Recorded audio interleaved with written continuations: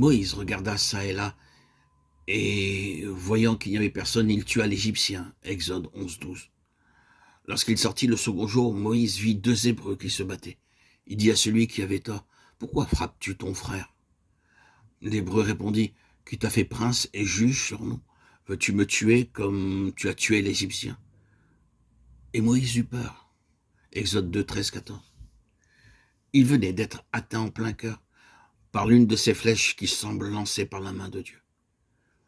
Il est dur de s'entendre traiter de la sorte, par cela même qu'on veut secourir.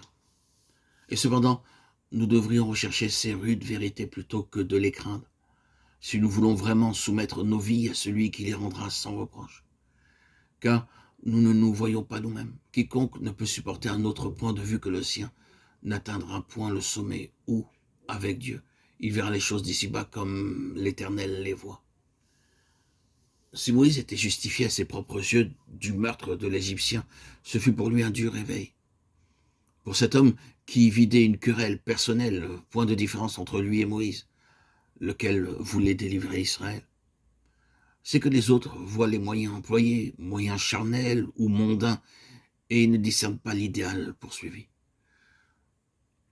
Permettrons-nous que le mal entache notre action, nous qui sommes exhortés à nous abstenir de toute apparence de mal, et à rechercher ce qui est honorable, qui t'a établi juge sur nous? Lamentable échec pour le premier pas que fait Moïse vers ses frères.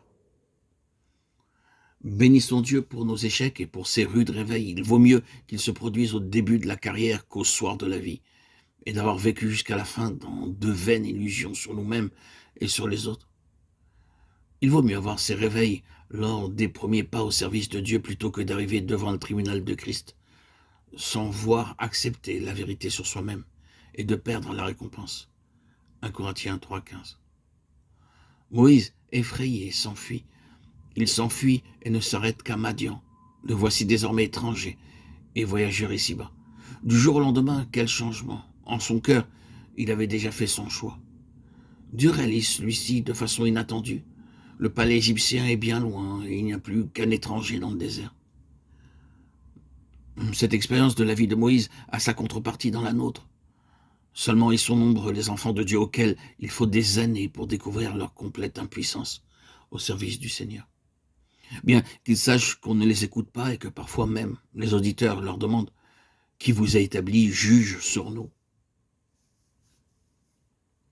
Ne blâmons pas les auditeurs, recherchons plutôt devant Dieu les causes de nos échecs, afin qu'il puisse nous transformer en vaisseau propre à son usage, en instrument dont il pourra se servir.